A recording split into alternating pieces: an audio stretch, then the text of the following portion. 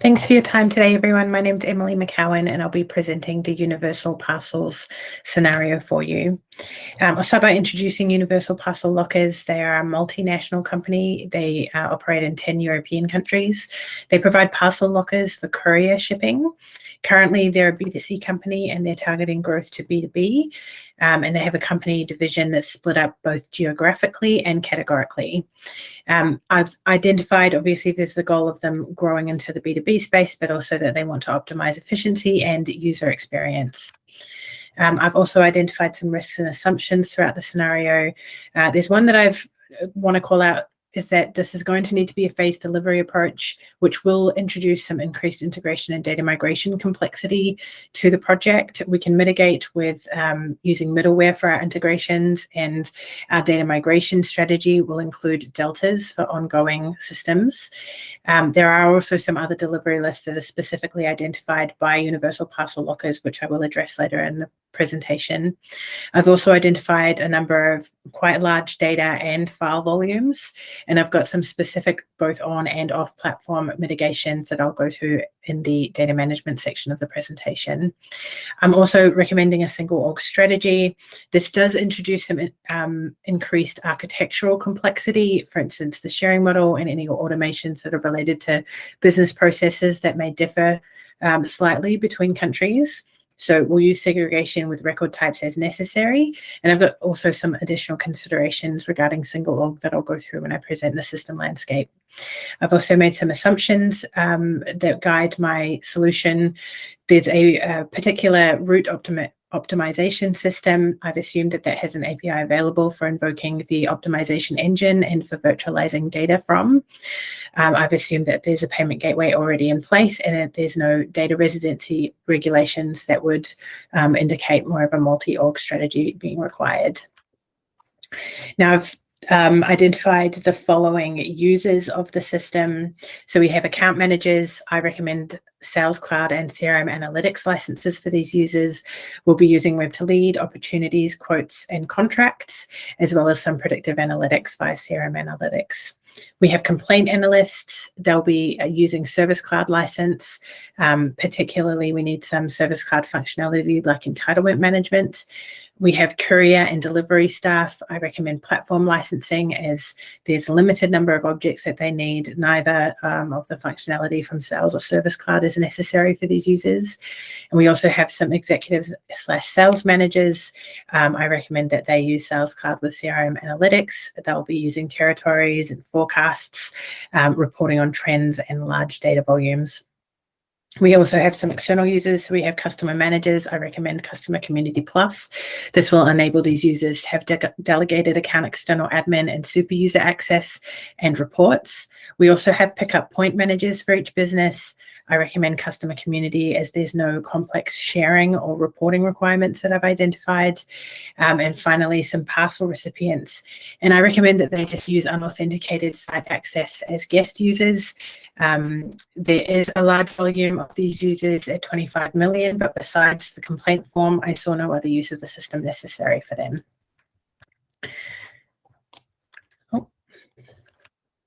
Now, because of the segregation of the business and the need to have roll-up forecasting, I've both identified a role hierarchy and a territory hierarchy for the business. So the role hierarchy will be as follows. We've got the top role as the CEO, and then repeating per region, we'll have a regional sales manager who oversees account managers. Those account managers will oversee customer managers. We have a VP of service who will oversee the complaint analysts, and a VP of HR who will oversee couriers and delivery staff. And then for territories, which will enable that forecasting, because it needs to both account for categories and regions, and in some countries, there's also going to be postcode groups. I've arranged it in a repeating hierarchy as follows. So we'll have categories that then have the regions rolling up into them. When necessary, we can use postcode groups as well as a sub-territory, and I've assumed that those postcode groups will be like groupings, as in from 1,000 to 2,000. Now to go to my system landscape, and I'll just drag this across to make it a little more readable. We have some existing systems that we're going to be continuing to leverage and some new systems that we'll introduce. I wanted to first touch on the single org strategy considerations that I mentioned. So the reason behind selecting a single org strategy is this appears to be a unification situation where we've got a high level of business process integration and some standardization. We'll need to introduce multi-language to support the different languages that users need, a mix of Visualforce email templates, custom labels, language selector in the experience site, and translation workbench will be used, and will also require multi-currency.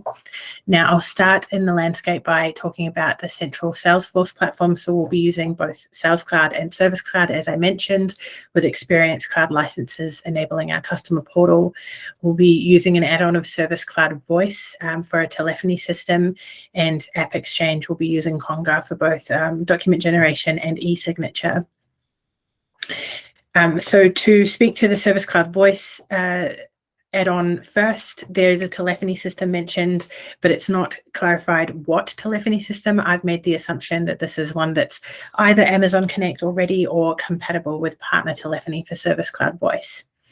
We also have a UPL public website. We'll be collecting leads via web to lead, so they'll be coming into Salesforce in that unidirectional way.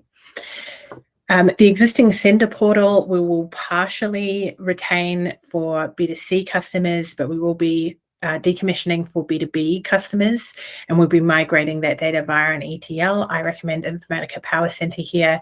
We'll be able to use a pre-built connector through to Salesforce, which will leverage the OAuth drop bearer flow with mutual TLS for added security, and that will predominantly be using the bulk API 2.0. I also recommend that we implement a data warehouse. We are going to have some really large data volumes, and there will be some archiving strategies that will be necessary. So we'll be using the ETL there as well as an integration through the ESB, which will allow us to virtualize that data back via Salesforce Connect. We have an LDAP, which has our internal user accounts, and I recommend that we implement Okta as an identity provider, which will enable us to use SAML single sign-on. We can use service provider initiated for the best security for our SAML single sign-on. We can also then leverage SCIM for our automated user provisioning and deprovisioning. So that will be using the Salesforce REST API. We'll secure that with an OAuth drop bearer flow with mutual TLS.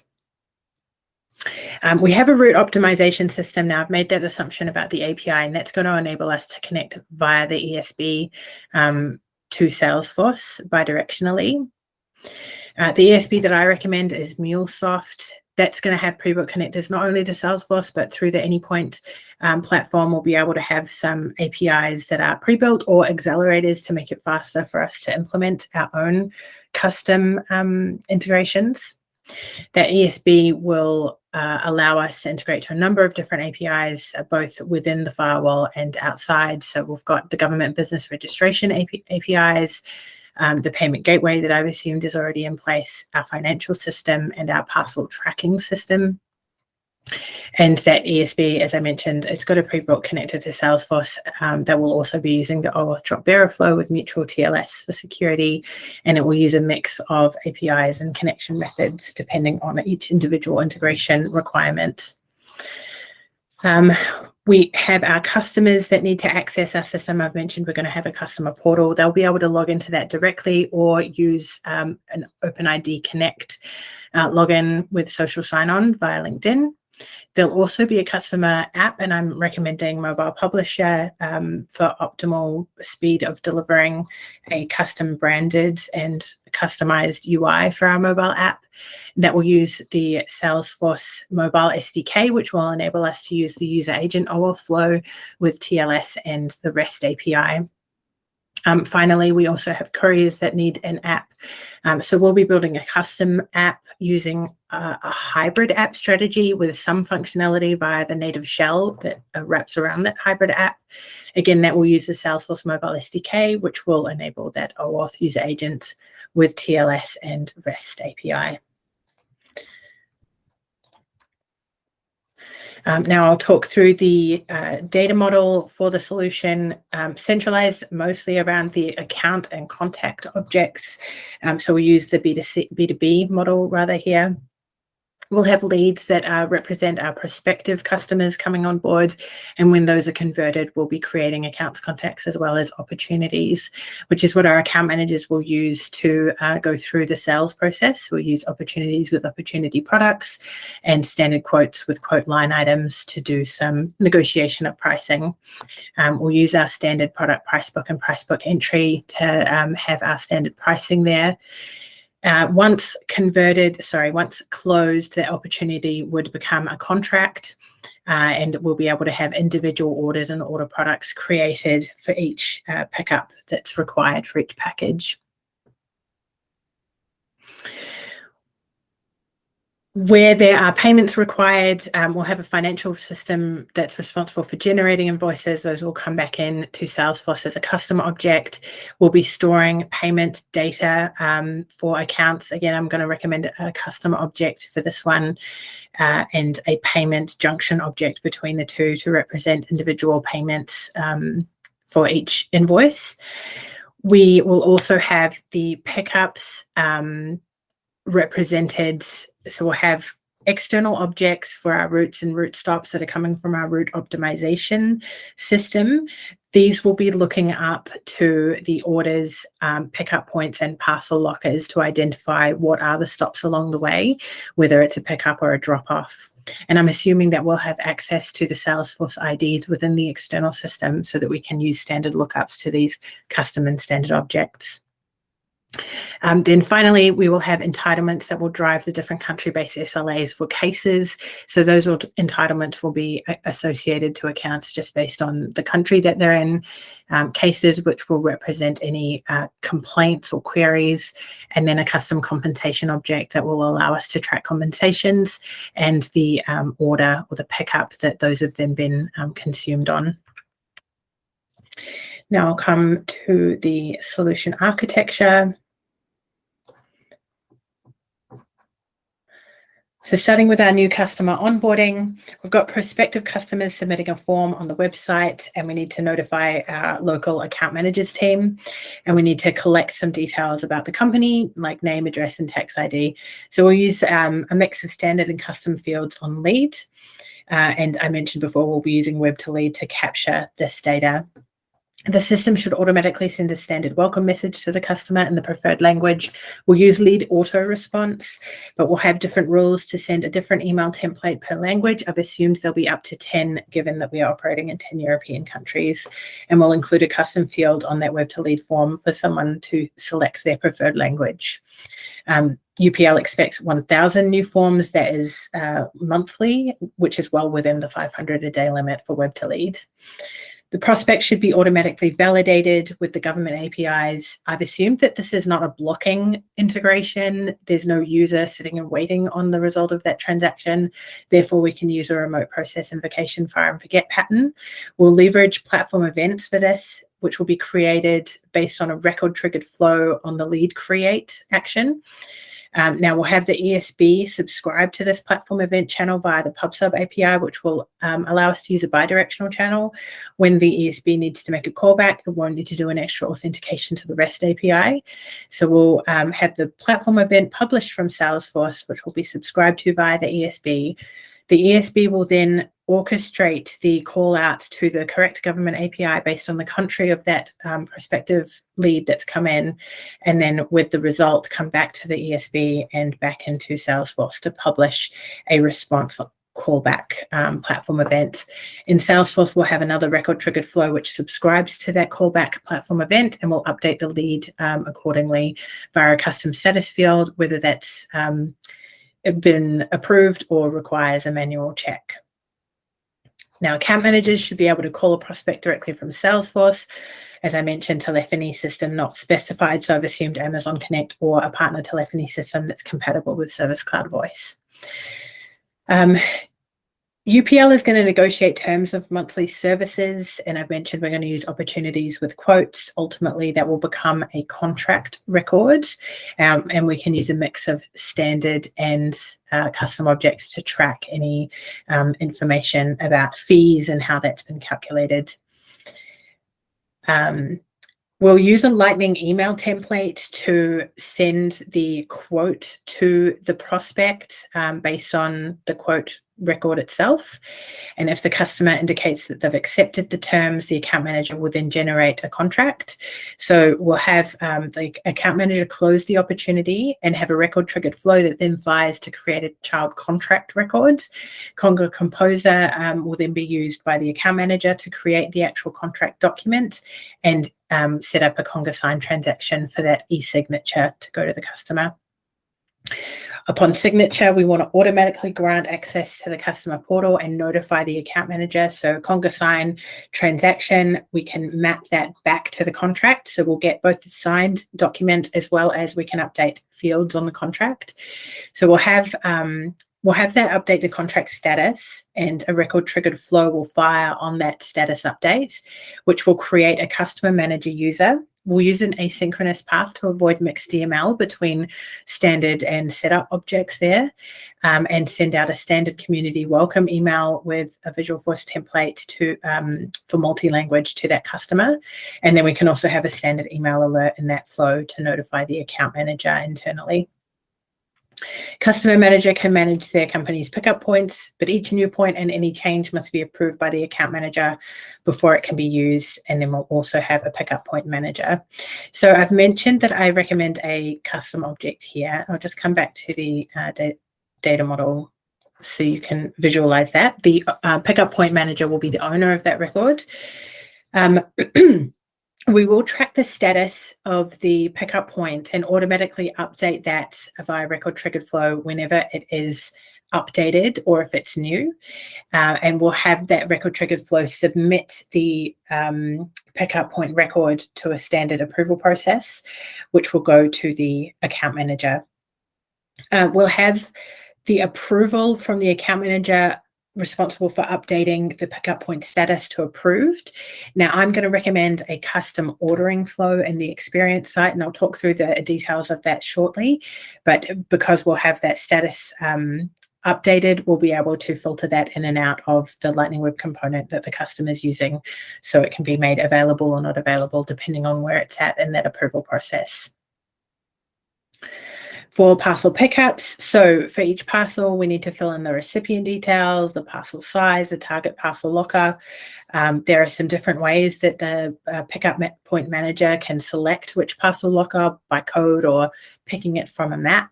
And we want to have an ordering flow that's simple and requires as little steps as possible. We want to optimize the user experience. And it should also be possible to upload a CSV file. With all of those considerations, I definitely recommend that Lightning Web component. It's going to optimize the user experience. We can use a search box, which runs behind the scenes SOQL query to find the parcel locker by the code. We can display a custom map using the standard Lightning Web component map elements to display those parcel lockers based on the geolocation fields on that custom object. And that uses Google Maps as the base map. We can also provide a component which allows the customer to upload a CSV file. And I'd also recommend that we provide a template on that form so that they can download and make sure that they're providing the data in the optimal format to reduce errors. We'll be using products price book and price book entry, which will map through to the order product to identify which particular product it is, whether it's a small, medium, or large parcel, and any custom fields required on the order or order product record to specify, the recipient details and any other custom attributes. So the new parcels should be registered in the shipping system, and for each registered parcel, the shipping system will generate a PDF file with a label, including receiver and pickup point and QR code that need to be printed and stuck on packages by pickup point managers. And that usually takes about 60 seconds to generate the the file. So that 60 seconds is within the 120-second total call-out transaction limit, but that's a pretty slow user experience if I just had to sit there and wait for that to happen. Possibly it's not always going to be 60 seconds as well, so there could be timeouts. So I'm going to recommend a fire and forget pattern here. There is quite an excessive volume for us to be using platform events for this one, though. I've calculated about 300 million orders a year, which would, I think, calculate down to about 800,000 potential platform events per day. That's quite a lot. So let's leverage the ESB for call-outs and orchestrate the response back into Salesforce. We'll have a record triggered flow firing on the order status. So when that order status is updated as paid, then we can make an external services call out to the ESB. So we'll go from Salesforce to the ESB, which will call out to the shipping system, generate that shipping record and the PDF file. That will come back through the ESB to Salesforce via the REST API so that we can drop that file in. And there is a large file volume that I've calculated here, so we'll need an aggressive archiving/deleting strategy, and I'll talk about that a little bit more in the data management section of this presentation. So during the next business day, the courier will go and collect all the parcels, and we've got some pickup points and a route plan that's I've assumed is calculated via the route optimization app. So we need to consider a couple of things. One, how is that plan created? And two, then how is that data seen in Salesforce and via the courier mobile app? So there was an earlier requirement that I noticed with concerns about timing. Currently, the route optimization app calculates routes once a day, but senders can cancel last minute. So we want to be able to, on the fly, update the route plan for the driver. So I am proposing that we trigger a rerouting calculation when the sender cancels a pickup, and that would be via the order status. So we'll update the order status to cancelled. Again, this shouldn't be a blocking transaction. We don't want to stop the customer from cancelling their order. So we'll use a fire and forget pattern, and I've assumed that there's an API available for us to call. So we'll have a platform event that's published based on a record triggered flow fired on the order status change to cancelled. That will go from Salesforce to the ESB, which will call out to the route optimization app. So that will fire the recalculation of the route. Now, for the couriers to see the route that they've got planned for the day, and that's again going to be a really large data volume, I recommend that we virtualize this data in via Salesforce Connect, and we can use Salesforce calling out via an OData adapter to the ESB, which will be able to make a call out to the route optimization API to return that data to display in the mobile app or in the desktop application as well. When a courier takes the parcels, he scans the QR codes via his mobile app, and at that point, the sender can't cancel the parcel anymore. So on that hybrid mobile app that the courier driver is using, they'll be able to use their camera to scan the QR codes. That will be responsible for updating the order status for a custom web service API call. And that Lightning Web component that we're using to drive the user interface for customers being able to book orders or to cancel will no longer show that cancel button based on that order status is picked up. In case of internet issues, the courier needs to be able to scan and then have that synchronized when they're back online. This is why I recommend the native mobile shell being used for offline caching.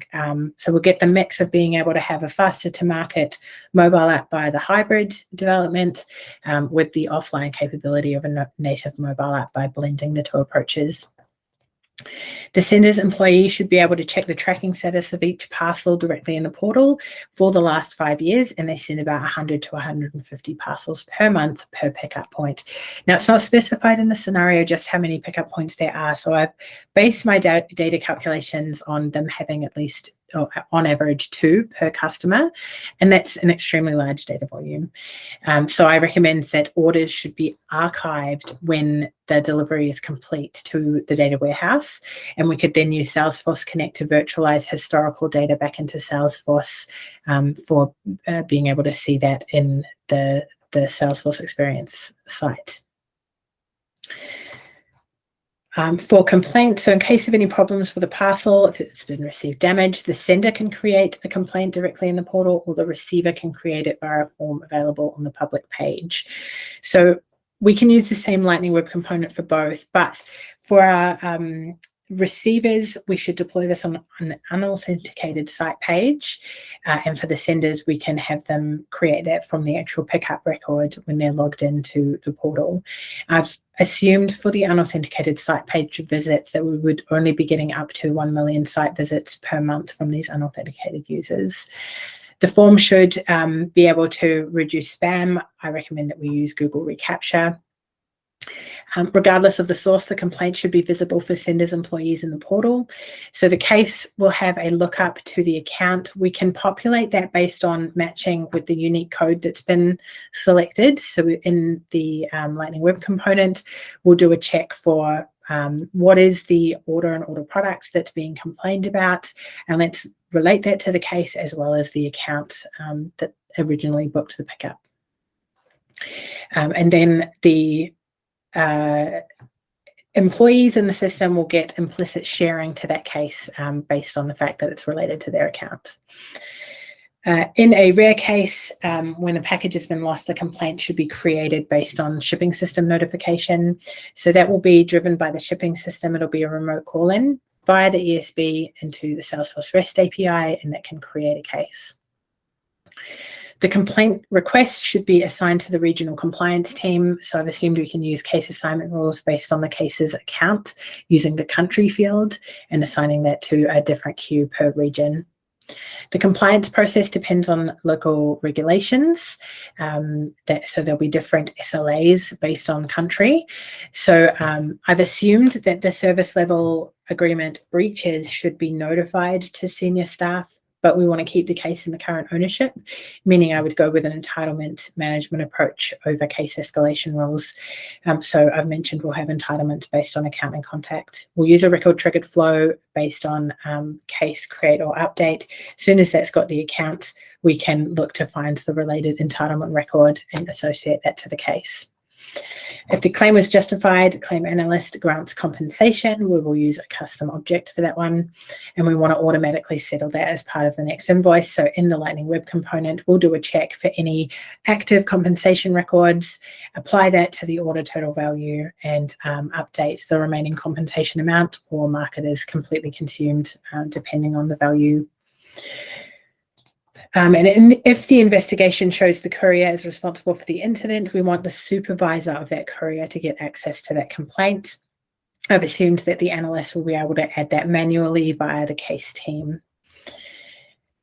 Invoices and payments. So at the end of the month, the financial system needs to collect a slew of data from Salesforce and then use that to create invoicing.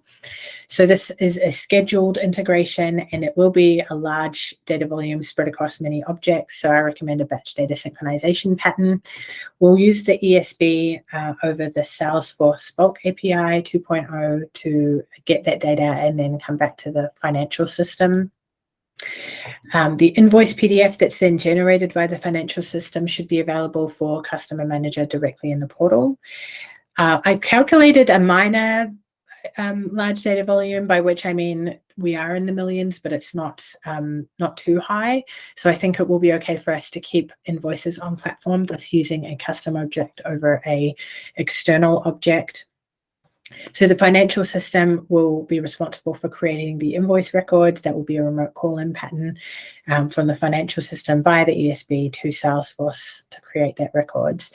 Now, as to the files, again, I've calculated that this is going to be a large volume of files, particularly if we're keeping this for a number of years for customers to access. I considered using Files Connect to virtualize the files in, but with external user access, without them having a login to that document management system, would need to use copy, which would consume file storage anyway. So I recommend that we use a mashup approach. This would be a blocking transaction. We want it to load when the user's looking at the invoice record in the experience site. So we'll use a remote process invocation request and reply pattern. We'll have Salesforce call out to the ESB to the financial system, which will come back and display that PDF on the invoice page. Customer managers should be able to save the company payment information directly in the portal, so we'll use the payment method custom object for that. But there is a risk here of storing payment information. We don't want to breach any PCI standards. So I recommend that we actually store the account details in the payment gateway directly and use an integration to store a token, a randomized token that references those values via the payment methods, which will reduce our risk. Payments need to be a blocking transaction, so when we're actually making payments, whether they're automated or manual, we should be using a remote process invocation request and reply pattern. So for automated, we'll have a record triggered flow based on the invoice create. We'll check for an existing payment method and attempt to call out via external services. We will also have a manual option where we can use or a component with an external services call out via ESB directly to that payment gateway. So we'll go from Salesforce to the ESB to the payment gateway and then back through into Salesforce over the REST API. If automatic payment has not been performed successfully, we need to notify both the customer manager and the account manager where we can retry the payment. So we'll have a record triggered flow for the automated payment. We'll have an error path, which will send an email alert to both the customer manager and account manager based on the account record information. If the invoice has not been paid on time, we're going to block the ability to create new pickups. The Lightning Web component that I've mentioned that will drive that ordering process will be able to block use based on the invoice due date and payment status custom fields on this invoice record. Now I will come to the data management. So as I mentioned, some large data and file volumes. For parcel recipients, I've mentioned that I assume we'll have under 1 million per month visits to the experience site. Orders, we're going to have some quite large data volumes. So while they're on platform, we'll use some standard indexing and some really specific queries for optimization of performance there. It's likely we're going to need to use some custom indexing, such as a status field for list views and reports. Should that be insufficient, we can also look at using skinny tables. However, initially, I'd like to avoid that as there is a minor impact on write performance. Off platform, I recommend we archive our orders aggressively. So every month, once those orders are complete, we will archive those to the data warehouse via the ETL and then use Salesforce Connect to virtualize them back. Invoices are also a large data volume, but like I mentioned, it's not huge numbers. So on platform, we can also use standard indexing and highly specific queries. It's likely we're also going to need to custom index fields like the status, but we will have a less aggressive archiving strategy. For instance, on an annual basis, we can archive those paid invoices. For files, so shipping labels in terabytes, massive file volume, even if it's only 1 megabyte per file. Same again for invoices. Lots of data storage there, or file storage there. So for shipping label, I've assumed we can keep that on platform until the shipment's complete and then delete it. I don't think it's going to be necessary anymore. We can archive to a data warehouse that supports blob storage if we need to. And for the invoice PDF, we're virtualizing that in via a mashup from the financial system, so it's not an on-platform consideration. For the migration strategy, so we do have information coming from a number of systems that's in a denormalized format. So we're going to bring all of that data into our ETL. It provides a staging database, and we can use some scripts there to transform our data into a canonical data model. So we'll use this ETL to stage, we'll establish what our canonical data model is. We'll get our data stewards involved to assist with guiding us on the cleansing, the enhancing, and deduping of those records. And we'll test load that data before we get to our final actual load into production. So we want to bring in opportunities based on financial system data. So I've included that as a source system. Once our data is ready for testing, We'll be testing into sandboxes like so. So to a dev sandbox, we can load about 100,000 records, dev pro about 500,000, partial copy about 25 million, and full copy can handle all. When we're loading, whether it's to a sandbox or to our production org, we need to make sure we prepare the Salesforce org first. So we'll make sure we set all of our data model organizational-wide defaults to public read write. We'll turn automations off and we'll defer our sharing calculations. When we're loading, so while we're using data, we'll be using the bulk API 2.0 in parallel mode, and we'll use the REST API for any files. To optimize our load, we'll load our parents before our children, and to avoid any row lock errors with the bulk API, we'll sort by parent ID. Once our load is complete, we'll reinstate our org, so we'll correct our organizational-wide defaults, we'll run our sharing rules in parallel, and we'll turn our automations back on. I've identified the systems that we'll be targeting for load and the order that I recommend for loading our Salesforce data, like so. Particularly want to call out that users will be first, so we can assign the correct owners of records, thus avoiding any ownership skew. And finally, the load strategy that we'll be taking will be, because it's a phase project, we'll migrate full data, but then we'll have deltas coming in on a regular basis as we progress through the deployment of different functionality.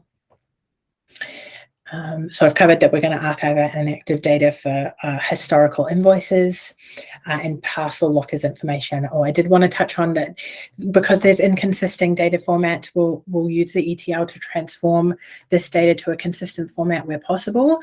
But where we aren't able to get the geolocation, we can use a geolocation calculation from Salesforce via the address fields on the parcel locker record. Some accessibility and visibility requirements, so customers can log in via social sign-on for LinkedIn. Complaints analysts should be able to view and edit all complaint requests related to their country, as well as view all customers. We've got a private accounts and private cases data model. We'll have queue membership for when a case is in a queue, and anyone in that queue will have public read-write access to the cases, and we'll also have a criteria-based sharing rule for public read-write access to cases based on account country, which will apply when they're in someone else's ownership. That will grant implicit read access to all accounts on those cases. Couriers should only have access to relevant accounts and pickup locations based on the account geographical characteristics. I recommend programmatic sharing here using a custom metadata table because it's mentioned that the structure is updated frequently. So this will allow us to handle frequent updates without needing to recode the programmatic sharing. Couriers supervisors should have access. I've mentioned already that we'll use programmatic sharing for courier supervisors to get access to those compensations.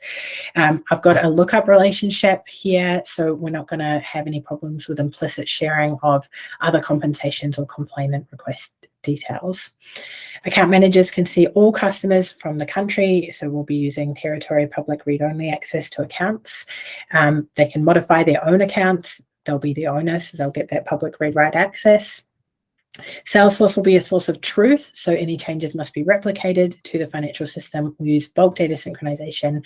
I recommend using change data capture. It's near real time, but it's scalable over large data volumes, and I've assumed that's only account data that needs to come across from the Salesforce to the ESB to the financial system. And if the account manager tries to export a report with more than 25 rows, the action should be blocked, and we want to notify the system administrator. Now, with permissions, you can control export or not export. You can't control exporting by a number of records. So I recommend we block standard report exporting via permissions for account managers, and we provide a custom Lightning Web component for them to select reports and a download button, which would check the number of rows and show an error and send an email alert to system admin role users. For reporting requirements, so customer managers being able to see usage of small, medium, big parcels in the current month, it's standard reports, and they have a Customer Community Plus license. The VP of HR needs to see a list of couriers with the total cost of compensations generated by them. We can use a standard Salesforce report, and we'll have a lookup from compensation to the courier user record. monthly trend of the number of packages addressed to the parcel locker. That's a large data volume with trending. So this is where we'll use CRM analytics for executives and sales managers. Couriers should see on their homepage a wall of fame reports. Now, I recommend standard reports and dashboards on a homepage. A lot of this data that they're going to be reporting on, though, is going to involve external objects. So we need to make sure we've got highly restrictive queries to enable performant reporting on those external objects. Category managers need to report on expected revenue of account managers in their category and region, which is why I've recommended the territory model that you saw here, which combines the two. Account managers need a report of all their customers with unpaid invoices and predict the likelihood of late invoice payments, which is where I recommend CRM analytics with Einstein Discovery for predictions. Now, before I cover the project and development requirements, I wanted to touch on the recommended environments and branching strategy. So I do recommend a Git flow strategy, which is going to give us the best level of governance and oversight, given we are expecting to have some frequent churn of project members. So we'll have feature branches for individual feature development. The developer can use Scratch orgs or dev sandboxes to their own preference. That will be where they do build, proof of concepts, and unit testing. We'll then have a continuous integration dev sandbox where those features will be merged to, and that's where we'll do a pull request. We'll also run automated regression tests and code scan to check code quality. The develop branch will also be deployed into systems integration dev pro sandbox, where we'll perform systems integration testing. From there, it will go into QA via the release branch, which will be a partial copy sandbox, where our QA team will perform end-to-end functional testing. Once approved there, it'll go into UAT, a full copy sandbox, where we'll do user acceptance testing. And here we can do penetration and performance testing, noting that we will need to discuss that with Salesforce first so they don't lock down the org. Our main branch will deploy into production, and we'll have a hot fix branch that can be spun up as and when needed, again using Scratch orgs or dev sandboxes per the developer's preference, and this will be merged back into the develop and release when the issue is resolved. For our project tooling, I recommend we use Confluence and Jira for our requirements and traceability, Bitbucket for source control, GearSet for our CI/CD, Selenium for automated testing, CodeScan to check code quality automatically, and Slack for asynchronous communication in the team. And I also recommend a governance strategy where we have project sponsor responsible for overall budget and strategy, regularly meeting with a steerco of other senior executives who have influence over strategy and budget, and the project manager who then oversees the Center of Excellence and will be responsible for rolling up any reporting or risks. The Center of Excellence will involve the delivery team who are doing the design, build, QA, and release, but also involve key stakeholders from the business and IT teams. So we'll have business analysts, SMEs and compliance, legal and data stewards, change managers and trainers, and from IT, we'll have our enterprise app subject matter experts, like we'll have definitely a representative from the route optimization engine for those API calls, an architecture review board to oversee and approve designs, change approval board to oversee and approve releases, and our data authority to oversee the overall data model and access to data streams. So UPL had a part in the past incidents with leaks of customer data, and we want to try and prevent that. I recommend we use data masks to sanitize real customer data when we're creating or refreshing sandboxes to remove that risk. We want to engage with a design agency to design the UI for the customer's mobile app, and needs to be available in Apple and Google Store. This is why I'm recommending Mobile Publisher.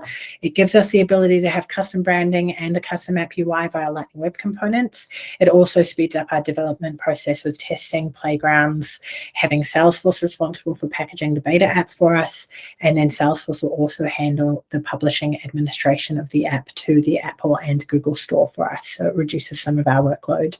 The IT department requires concerns about the size of the backlog of potential tasks without clear priorities or details. I recommend that we undertake an agile methodology for this project. We'll need to assign a product owner that has authority over the budget and prioritization of work. We can then implement frequent feedback and iteration cycles, most likely via sprints, so that we can have flexibility, innovation, regular improvements, and that we're ready and expecting change through this project. UPL would like recommendations on how to increase system adoption, manage changes developed by local administrators, and avoid hitting Salesforce limits. So I recommend overall we have a phased deployment approach for faster ROI, and that provides us the ability for focused, granular change management efforts. And I've mentioned the change managers and trainers in the Centre of Excellence.